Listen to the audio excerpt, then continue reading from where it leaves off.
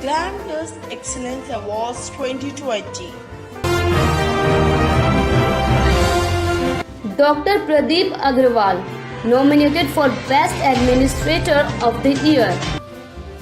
Glamorous Excellence Awards 2020. कुछ लोग ऐसे होते हैं जो अपने जीवन में अपनी इच्छा शक्ति की बदौलत कुछ ऐसा कर गुजरते हैं जो सामर्थ्यवान भी पूरी जिंदगी पाने की बस ख्वाहिश ही कर पाते हैं। सोनीपत के बहालगढ़ से ताल्लुक रखने वाले श्री प्रेमचंद्र अग्रवाल के घर एक ऐसे ही विरले इंसान का जन्म हुआ जिसने बहुत ही कम उम्र में उपलब्धियों की ऐसी फहरिस्त तैयार कर दी जो आने वाली पीढ़ी के युवाओं को सदियों तक प्रेरणा देने का काम करती रहेगी। जी हाँ, हम बात कर रहे हैं दिल्ली पैरामेडिकल बोर्ड के मौजूदा चेयरमैन डॉक्टर प्रदीप अग्रवाल की। डॉक्टर प्रदीप अग्रवाल के पिताश्री प्रेमचंद्र अग्रवाल जी मिनिस्ट्री ऑफ हेल्थ में कार्यरत थे। 70 के दशक में उन्होंने दिल्ली में ही पहाड़ी भीड़ इलाके में रहना शुरू किया। फिर 1974 में उन्होंने आजादपुर के नजदीक केवल पार्क में अपना आशियाना बना लिया। इसी केवल पार्क के घर में 20 अप्रैल 1978 को प्रदीप अग्रवाल का जन्म हुआ। डॉक्टर प्रदीप अग्रवाल कहते हैं कि पिताजी अक्सर कहते थे कि जो जिंदगी दूसरों के काम आए वही जिंदगी सार्थक है। दीन दुखियों की सेवा और गरीबों की मदद से बड़ा कोई धर्म नहीं हो सकता। पिताजी की शिक्षाओं का प्रदीप अग्रवाल पर गहरा प्रभाव पड़ा। प्रदीप अग्रवाल की प्रारंभिक शिक्षा शालीमार बाग के गुडले पब्लिक स्कूल से हुई। फिर करोल बाग के तिप्तिया कॉलेज से आयुर्वेद की पढ़ाई, सिक्किम मणिपाल यूनिवर्सिटी से हॉस्पिटल मैनेजमेंट में MBA किया, नेचुरोपैथी और योगा में डिप्लोमा किया और भारतीय सांख्यिकी संस्थान से ग्रीन बेल्ट प्रशिक्षण भी हासिल किया। तिप्तिया कॉलेज में पढ़ाई के दौरान ही इन्हें छात्र राजनीति से जुड़ने का मौका मिला। छात्र हितों के मुद्दों को लेकर हमेशा मुखर रहने वाले प्रदीप अग्रवाल 1999 में छात्र संघ के अध्यक्ष भी रहे। शायद यही प्रदीप अग्रवाल के जीवन का टर्निंग पॉइंट साबित हुआ। प्रदीप देश में विदेशी दवाओं के प्रसार को लेकर काफी चिंतित रहा करते थे। शुरू से ही उनका आयुर्वेद में गहरा विश्वास था। 2001 में उन्होंने दिल्ली विश्वविद्यालय से स्नातक की डिग्री ली और रोहिणी के विजय विहार में अग्रवाल मेडिकल सेंटर की शुरुआत कर अपनी प्रैक्टिस जारी रखी। 2005 में डॉक्टर प्रदीप अग्रवाल ने भारतीय चिकित्सा परिषद का चुनाव लड़ा और सबसे अधिक वोटों से जीतकर अगले 5 सालों तक के लिए सबसे कम उम्र के सदस्य चुने गए। उन दिनों प्रदीप अग्रवाल झोला छाप निरोधक दस्ता में भी शामिल रहे और लोगों के बीच जाकर काफी काम किया और झोला छाप डॉक्टरों के प्रति लोगों को भी जागरूक किया। उस दौरान हेल्थ कैंप, हेपेटाइटिस बी के टीके का कैंप, मीडिया कर्मियों के लिए हेल्थ अवेयरनेस कैंप, हेल्थ मेला में शिविर लगाना और धन्वंतरी आयुर्वेद रिसर्च सोसाइटी के माध्यम से स्वास्थ्य जागरूकता अभियान चलाया करते थे।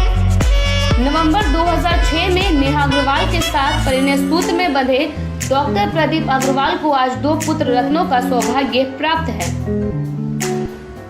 प्रदीप अग्रवाल ने 2011 में सिक्किम मणिपाल यूनिवर्सिटी से हेल्थ केयर सर्विसेज में MBA किया।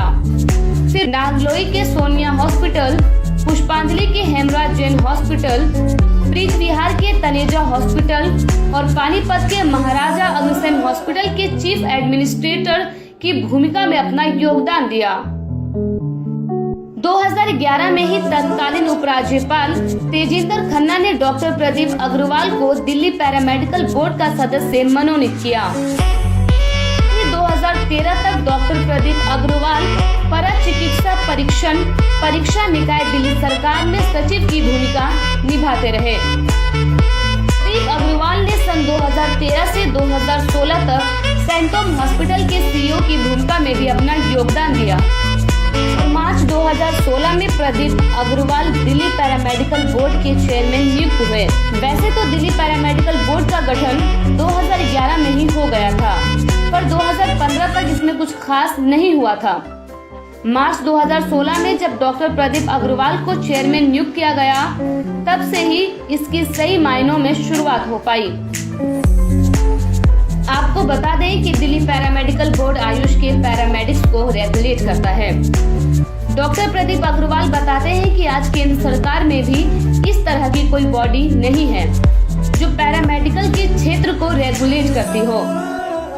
आयुष के लिए सिर्फ डॉक्टरों की एक संस्था है, central council of Indian medicine, जबकि पैरामेडिकल के लिए कोई केंद्रीय संस्था नहीं है जो कि ये नियम बनाती हो कि पैरामेडिक्स की पढ़ाई कैसी होगी, काम कैसे किया जाएगा, उनका स्टैंडर्ड क्या होगा आदि।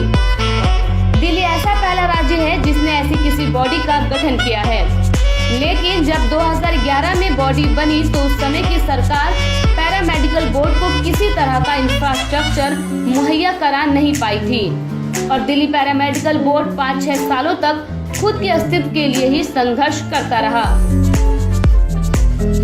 मार्च 2016 में दिल्ली पैरामेडिकल बोर्ड के चेयरमैन का पद संभालते ही डॉक्टर प्रदीप अग्रवाल ने हेल्थ मिनिस्टर सत्येंद्र जैन की मदद से पैरामेडिकल बोर्ड के लिए दिल्ली सरकार से 15 स्टाफों की नियुक्ति करवाई और फिर दिल्ली के प्राइम लोकेशन ITO पर 500 स्क्वायर यार्ड में पैरामेडिकल बोर्ड का इंडिपेंडेंट ऑफिस भी बनवाने में सफलता हासिल की।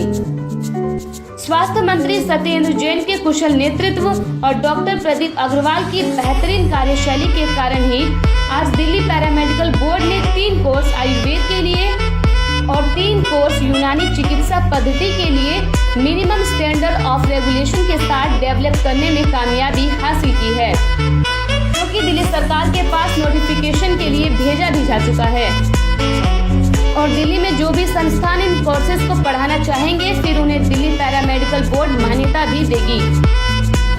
दिल्ली पैरामेडिकल बोर्ड के चेयरमैन के तौर पर अपनी उत्कृष्ट सेवाएं दे रहे डॉक्टर प्रदीप अग्रवाल वर्तमान में चौधरी ब्रह्म प्रकाश आयुर्वेद चरक संस्थान गवर्निंग बॉडी के सदस्य के तौर पर जामिया मिलिया में यूनानी फार्मेसी के विशेषज्ञ सदस्य के रूप में और अखिल भारतीय अग्रवाल संगठन के राष्ट्रीय उपाध्यक्ष के तौर पर भी समाज के विभिन्न वर्गों की मदद कर सेवा कर रहे हैं। सेवा पद पर अग्रसर इस युवा समाज रत्न को Glamdust best administrator of the year award से सम्मानित करते हुए हम गौरवान्वित